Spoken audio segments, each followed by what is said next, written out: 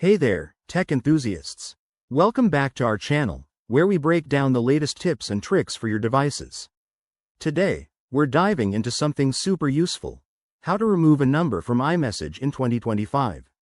With Apple's ongoing updates, managing your contacts and conversations has gotten even easier and more privacy-focused. Whether you're decluttering your message list or dealing with unwanted contacts, this step-by-step guide will help you do it quickly and securely. Let's jump right in. First things first, make sure your iPhone is updated to the latest iOS version for 2025. This ensures you have all the new features at your fingertips.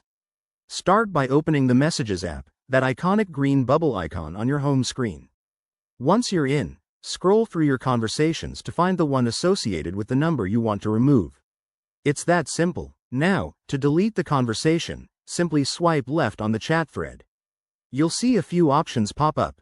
Tap on Delete to remove it from your list. But wait, if you want to go a step further and prevent any future messages from that number, hit the Block button right there.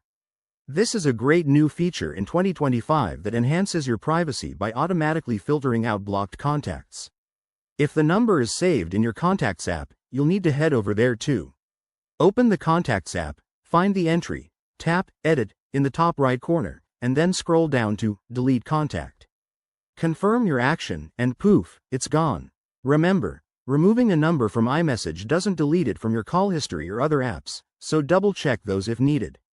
One quick tip: if you're using iMessage across multiple devices, like your iPad or Mac, the changes might sync automatically. Always verify on all your devices to keep things consistent. And if you accidentally remove the wrong number, don't panic. You can always unblock or restore from backups. There you have it, folks. You've just mastered removing a number from iMessage in 2025. It's all about keeping your digital life tidy and secure. If this helped you out, hit that like button, subscribe for more tech tutorials, and drop a comment below if you have any questions.